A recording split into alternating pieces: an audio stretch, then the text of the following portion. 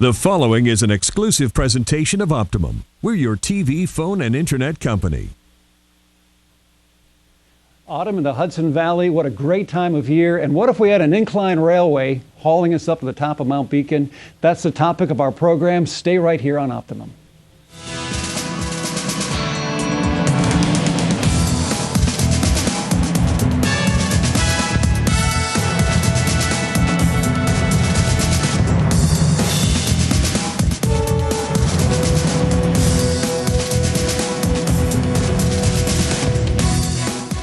Hello, this is Meet the Leaders, a special edition, Community Cares, and we're caring very much about the environment and our access to outdoor recreation here in the Hudson Valley. Look at the walkway over the Hudson, a home run, hiking trails, biking trails. It's been a great summer for outdoor recreation initiatives.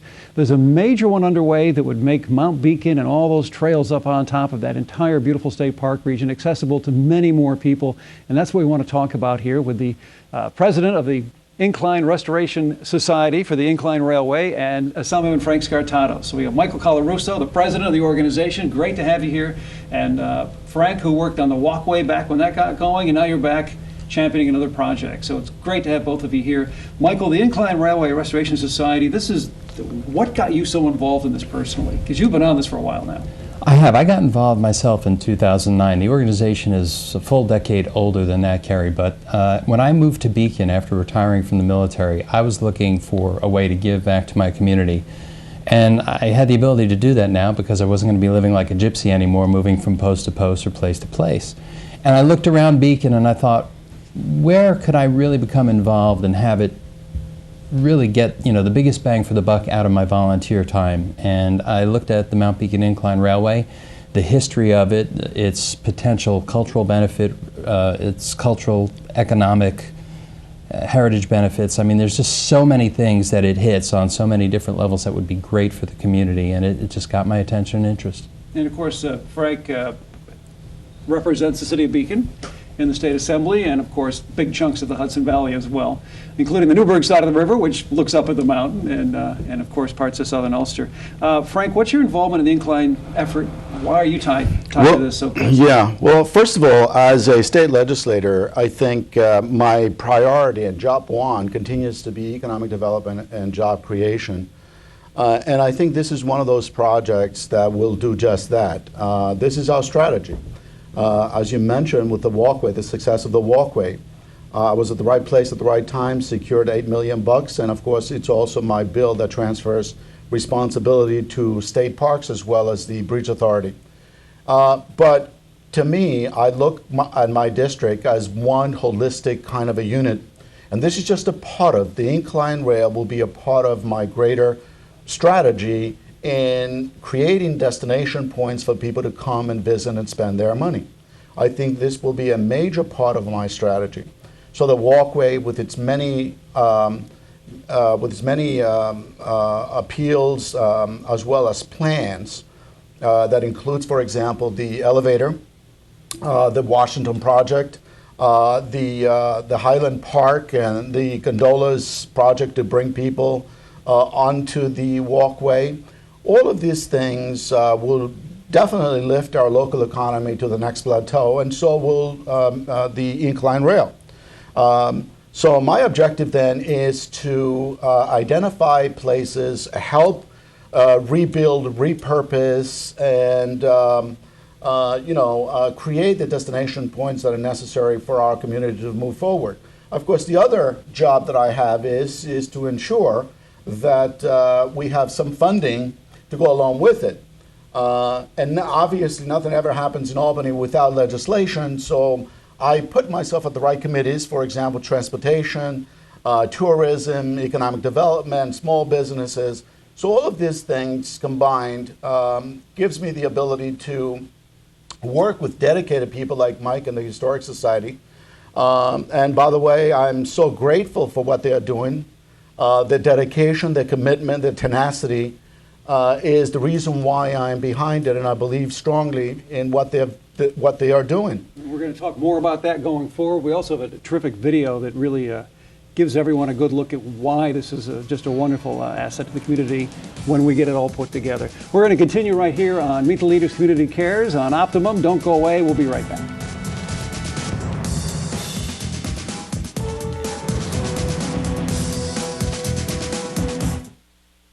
Timothy Green's first day at school. What's in there? He's Well, about to just fall over. anything he might need. There's a box of tissues on the bottom and some Band-Aids. There's a whole first aid kit, actually. Mom, I can handle it from here. You don't have to be perfect Have a great day. That's too much pressure.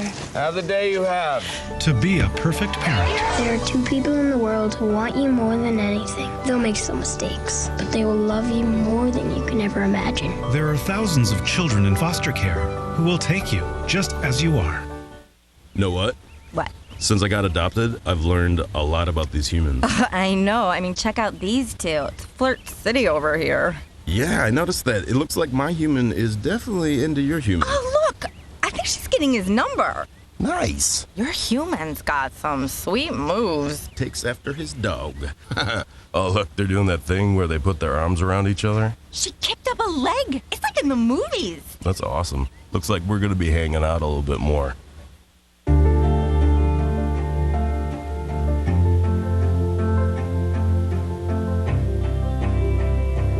Body language can tell you all sorts of things. Like someone is having a stroke. Know the sudden signs. Learn fast. Face drooping, arm weakness, speech difficulty. Time to call 911 and get them to a hospital immediately. Learn the body language and spot a stroke fast. All right, give me a spot. You know my motto, safety first. They could be dangerous. I think we should call animal control. Animal control? To be safe. Don't worry. Just... I got this. It's a new motto. You don't have to be perfect to be a perfect parent. There are thousands of teens in foster care who don't need perfection. They need you.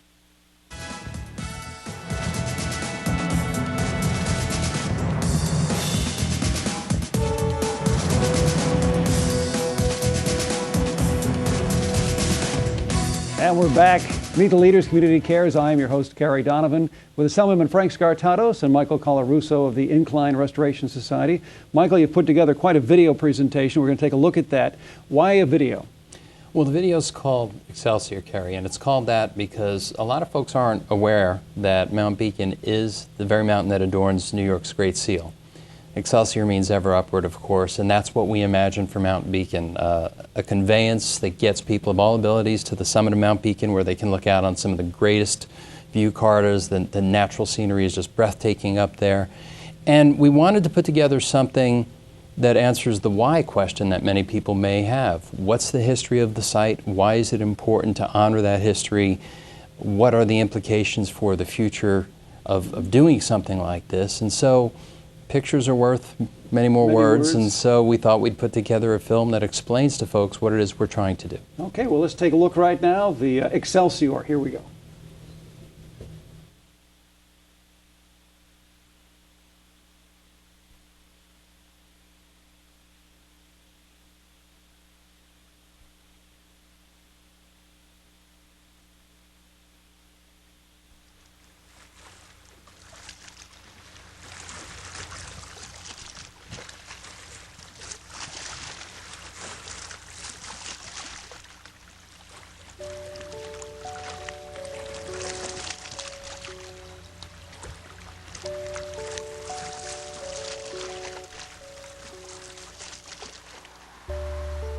Beacon was a manufacturing center on the Hudson River. And in the 80s, it's a very tired and careworn city that looks for ways to reinvigorate itself. And it really turns to the arts in the 90s, and that begins to become the locus of the city of Beacon's identity. And the city begins to experience a significant renaissance. During that renaissance, people in the city begin to look to Beacon's past to see what are the things from our past that we can combine with elements of the future. I was running for city council, and as I walked through the city, I would ask people, what is it that they really love about Beacon? Just about every household that I went to, people said that they loved the Incline Railway, and they wished that it would come back.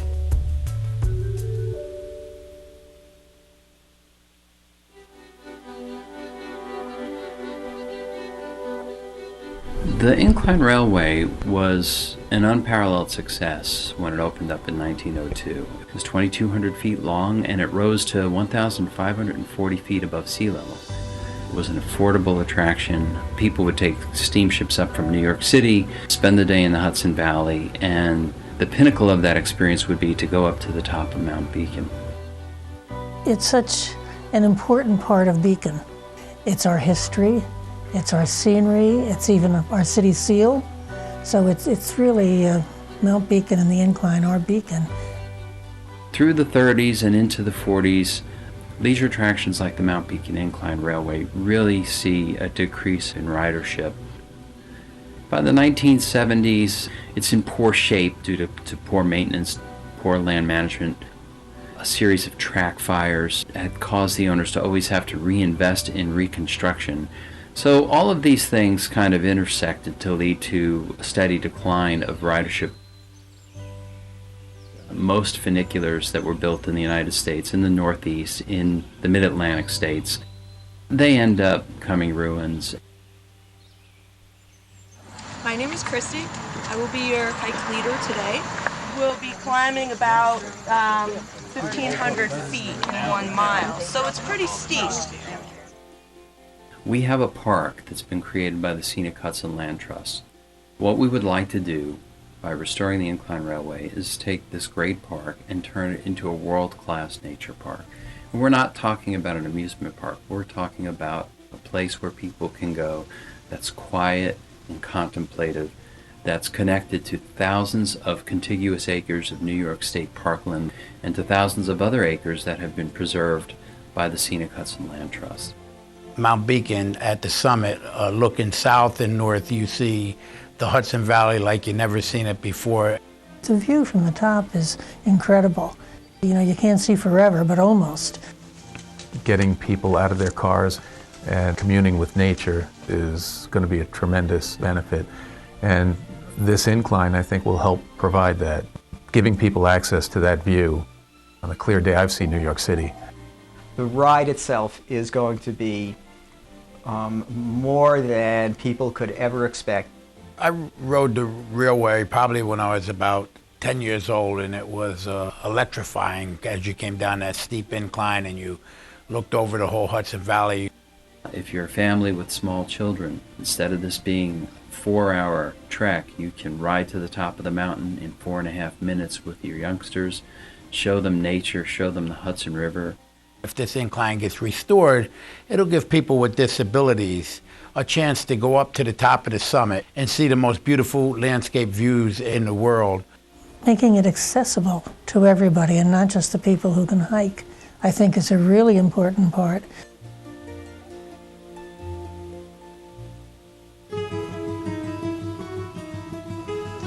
I think it's important to consider the benefits of the Incline Railway's restoration. The number one benefit will be economic. Imagine the jobs that it would create and the excitement the Incline Rail will have. Location, location, location. The largest market in the world is New York City. Here you have the train that stops at Beacon. In 2011, visitors that came to Dutchess County spent about $451 million. And the Beacon Incline Railway is just going to add to that. For a one-time investment of approximately $20 million, we can create an attraction that generates $30 million of economic activity in New York State annually. And that activity will directly and indirectly support the creation of about 480 jobs in a 5-county region.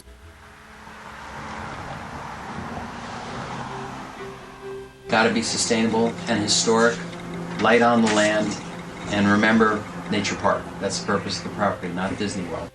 What's intriguing about this project is that it involves not just one design solution. There's multiple design solutions that are integrated throughout the site, starting with your access to the site. When someone arrives in Mount Beacon Park, they're going to find 15 acres that is beautifully landscaped with parking areas that are integrated into the landscape. The parking was an important aspect of this project. The approach to the parking was taken from more of a green point of view. Keeping the existing trailhead was an important aspect of this project to tie that link into the history of the site. Bringing the user to the main base station building which is more of an Adirondack-style building, timber frame, stone, natural materials, taking its cues from nature. The integration of the facilities into the landscape is a spectacular design feature that Land Associates has come up with. If you're standing on top of Mount Beacon today before reconstruction, you find yourself standing on the ruins of the old casino or the old hotel. Land's design for reconstruction calls for you to be standing more or less in the same place that you would be today, with the facilities that I've just described below your feet. So you'll actually be standing on a green roof. Our design is trying to integrate the new architecture by basically lowering the building so that it is wrapping around and built into the side of the mountain.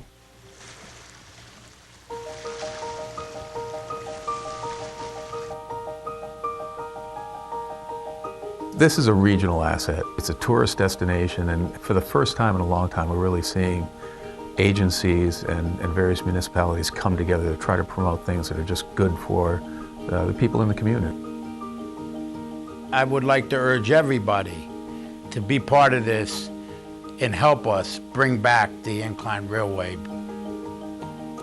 Absolutely bring the Incline Railway back and make the mountain, our wonderful mountain, accessible to everybody once again. Along with the chorus of other voices in the valley, we're saying when it comes to the Beacon Incline Railway, bring it back. There's something in this for everybody. There really is.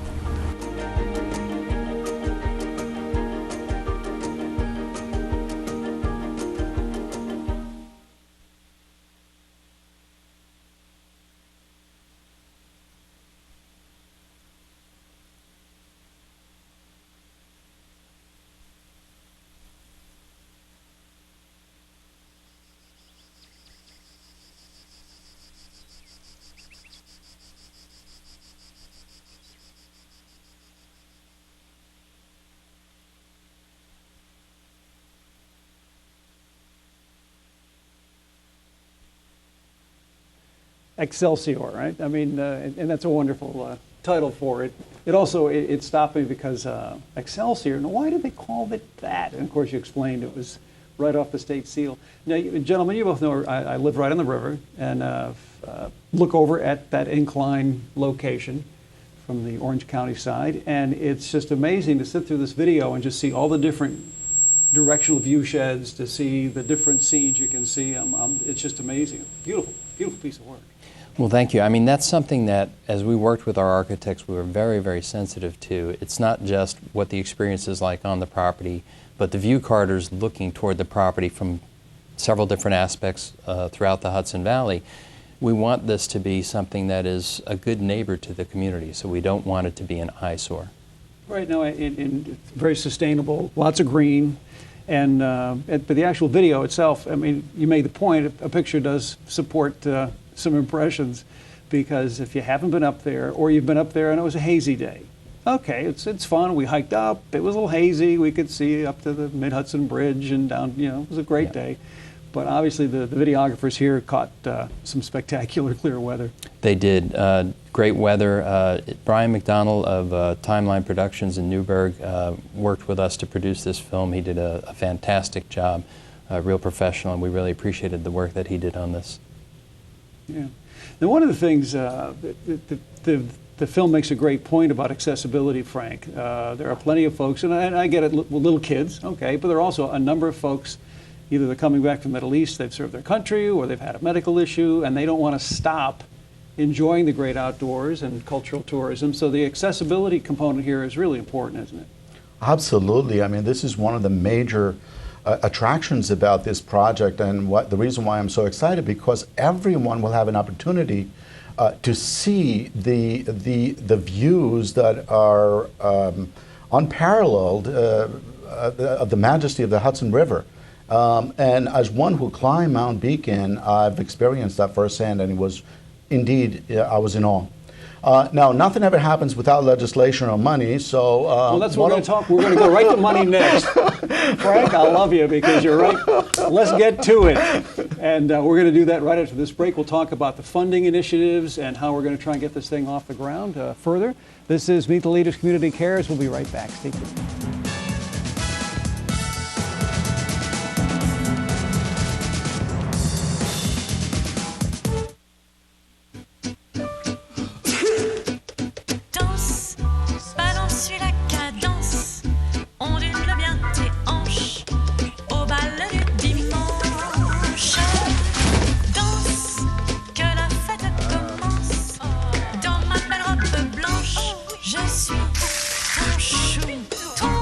give up on sex, don't give up on birth control either. There are more methods than you think. Find yours at bedsider.org.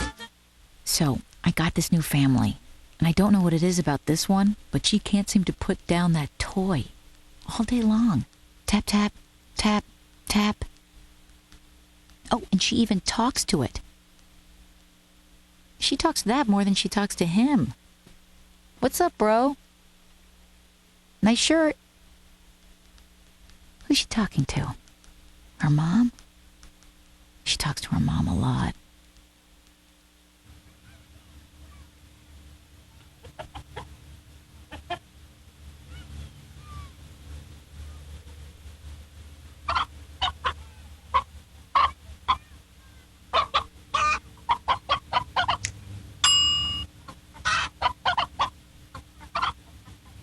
Separate raw meats from other foods by using different cutting boards. 3,000 Americans will die from food poisoning this year. Keep your family safer. Check your steps at foodsafety.gov.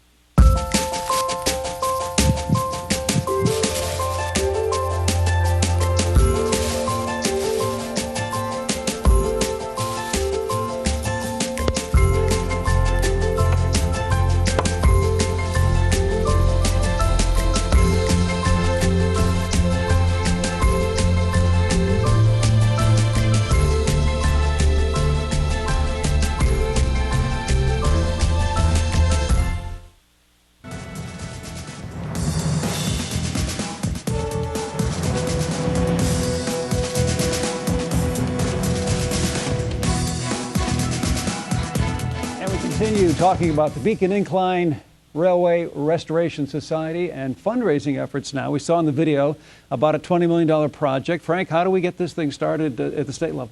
Well, Mike can tell you that, but at the state level, well, I'm sorry, I could tell you that. At the state level, I am really pleased to announce today that my office has secured the first $100,000 down payment to basically encourage others to step forward and contribute to this project that we all have a stake in.